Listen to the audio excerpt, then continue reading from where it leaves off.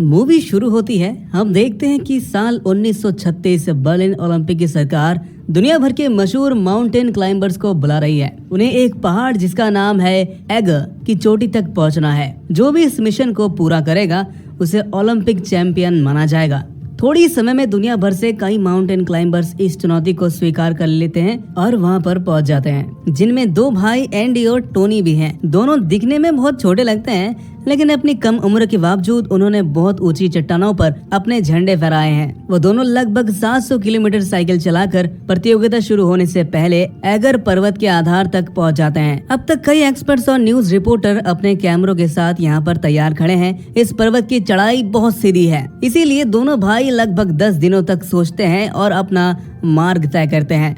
इसके साथ ही वो रास्ते में कई जगहों पर भी काम शुरू कर देते हैं। टोनी अपनी औजार और भोजन भी ऐसा रखता है कि चढ़ाई के दिन उसे कोई परेशानी ना हो। आखिरकार एक चांदनी रात को वो दोनों पहाड़ पर चढ़ने के लिए निकल पड़ते हैं, लेकिन जैसे जैसे दिन बीतता जाता है दूसरे खिलाड़ी भी तेजी से आगे बढ़ने लगते हैं और धीरे धीरे मुश्किलें आने भी शुरू हो जाते हैं। वो टोनी पत्थर पर कील ठोक रहा होता है ताकि रस्सी बांध सके। तभी अचानक कुछ पत्थर नीचे गिरने लगता है। जब एंडी ये आवाज सुनता है तो वो तुरंत हट जाता है और ये पत्थर सीधा हेनरी नाम के एक ऑस्ट्रेलियाई खिलाड़ी पर गिर जाता है। उसके सिर से खून निकलने लगता है। उसे देखकर एक खिलाड़ी एडी हेनरी से कहता है कि यार तू तो नीचे जाकर अपना इलाज करवा ले, लेकिन हेनरी तो अपने देश की फौज से है, वो ऐसे हार कैसे मान सकता है। इसलिए वो कहता है नहीं, मैं चढ़ाई जारी रखूंगा। अब हम देखते हैं कि टोनी और एंडी को जो 2800 मीटर ऊपर पहुंच चुके हैं, वहां पहुंचकर वो देखते हैं कि आगे का रास्ता बिल्कुल सीधा है, जैसे कि दीवार। लग रहा है कि अब आगे बढ़ना नामुमकिन सा है। तभी एंडी के दिमाग में खतरनाक आइडिया आता है। वो कहता है चलो हम पहाड़ की दूसरी तरफ लटक कर जाते हैं। ये करना बहुत ही खतरनाक है, जैसे कि पेंडुलम की तरह लटकना।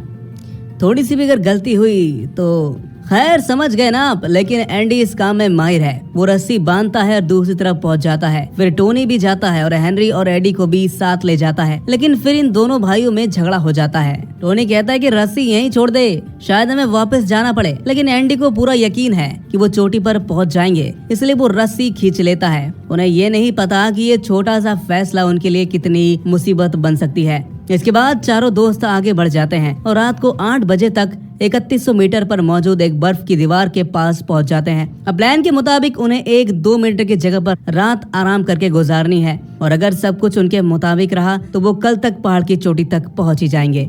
लेकिन सुबह उठते ही वो देखते हैं कि चारों तरफ से बर्फ का तूफान आ रहा है, जिससे टोनी को समझ में आ जाता है कि अब उन्हें जल्दी से आगे बढ़ना होगा। चढ़ते चढ़ते एंडी को बर्फ में कुछ मिलता है। पहले तो उसे लगता है कि किसी ने अपना सामान छोड़ा होगा यहाँ पर, लेकिन जब वो उस पर से बर्फ हटाते हैं तो उन्हें पता चलता है कि ये कोई सामान नहीं बल्कि किसी की लाश है। शायद वो खिलाड़ी उनसे पहले यहाँ पर पहुँच गया था, लेकिन बर्फ में दबकर मारा गया। तभी हेनरी और एडी भी यहाँ पर आ जाते हैं और सब मिलकर उस लाश को बेस की ओर फेंक देते हैं और आगे निकल जाते हैं। जल्द ही 3350 मीटर की ऊंचाई पर पहुंच जाते हैं लोग। अब तो चढ़ाई भी मुश्किल हो जाती है इनके लिए, तो सभी अपनी अपनी रस्सियां एक दूसरे से जोड़ लेते हैं ताकि कोई प्रॉब्लम ना हो। लेकिन उनको ये नहीं पता कि यही रस्सी उनके लिए आगे चलकर मुसीबत बनने वाली है। वो एक दिन पहले हेनरी को जो चोट लगी थी तो उस वजह से उसे थोड़ी परेशानी हो रही थी कुछ भी समझने में, और वो चारों अब एक ही रस्सी से बंधे हैं। अभी अचानक चढ़ाई करते हुए अचानक हेनरी का हाथ छूट जाता है और वो नीचे गिर जाता है और एडी भी उसके साथ नीचे चला जाता है। वहीं हेनरी की टांग एक पत्थर में फंस जाती है और एडी का सारा वजन उसी के ऊपर आता है। थोड़ी देर में हेनरी की टांग टूट जाती है।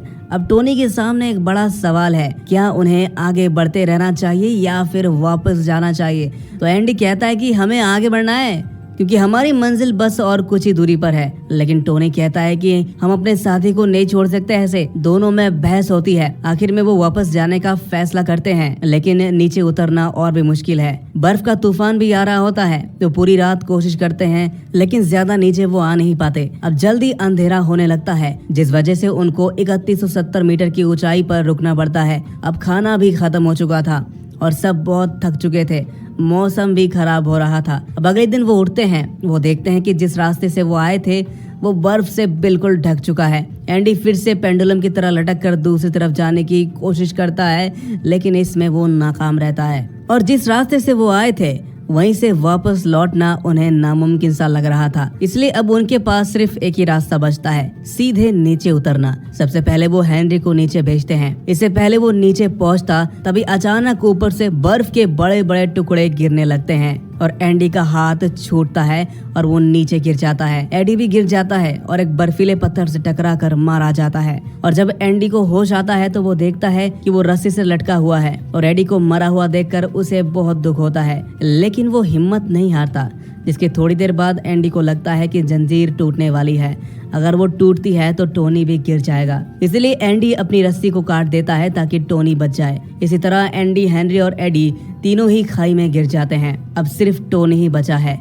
वो अपने भाई को खोकर बहुत ही दुखी था। अब ठंड से बचने के लिए वो अपना स्लीपिंग बैग निकालता है और यहीं पर रुकने का फैसला भी करता है, लेकिन हड़बड़ी में वो भी खाई में गिर जाता है। अब बिना स्लीपिंग बैग के इस कड़ाके की ठंड में जिंदा रह पाना मुश्किल नहीं, नामुमकिन है। लेकिन तभी उसे दूर से कुछ आवाजें सुनाई देती है। असल में बेस कैंप में मौजूद रिपोर्टर को पता चल जाता है कि खिलाड़ियों को बहुत ही मुश्किलें हो रही हैं, इसलिए वो रेस्क्यू टीम को भेजते हैं। टीम टोनी को ढूंढ रही थी, लेकिन बर्फीला तूफान उनकी राह में रोड़ा बन रहा था। कई कोशिशों के बाद भी टोनी तक नहीं पहुंच पा रहे थे और उस रात टोनी अकेले ही पहाड़ पर रात गुजारता है। अब अगले दिन हम देखते हैं कि मौसम थोड़ा सा सुधरता है और रेस्क्यू टीम फिर से टोनी को ढूंढने निकल पड़ती है। जब वो टोनी को देखते हैं तो वो हैरान रह जाते हैं, क्योंकि इतनी ठंड में वो आखिर जिंदा कैसे है यहाँ पर। वो एक रेस्क्यू प्लान बनाते हैं, लेकिन इसमें टोनी को नीचे आना होगा। पर मुश्किल ये है कि टोनी की रस्सी इतनी लंबी नहीं है, इसलिए रेस्क्यू टीम उससे कहती है कि टोनी, तुम्हारे पास जो रस्सी है उसे 4 टुकड़ों में काट कर जोड़ दो,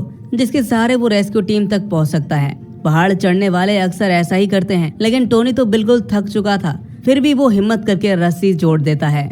जब टोनी नीचे आने लगता है तो पता चलता है कि रस्सी अब थोड़ी कम है। टोनी को गुस्सा भी आता है और वो थक भी जा चुका था। वो सोचता है कि यार ये लोग कर क्या रहे हैं, लेकिन फिर भी वो नीचे उतरना शुरू कर देते हैं। जब वो रेस्क्यू टीम के पास पहुंचने ही वाला होता है तो रस्सी का हुक गांठ में फंस जाता है। अब उसके पास सिर्फ एक ही रास्ता बचता है, गांठ खोलना और नीचे गिर जाना और रेस्क्यू टीम उसे पकड़ ले। लेकिन वो इतना कमजोर हो चुका था कि वो गांठ भी नहीं खोल पा रहा था। तभी रेस्क्यू टीम के साथ टोनी अपनी गर्लफ्रेंड को देखता है और फिर पहाड़ों को देखता है। फिर वो आखिरी सांस लेता है। इसी तरह टोनी की मौत ईगर पहाड़ के इतिहास की सबसे दर्दनाक कहानियों में शामिल हो जाती है।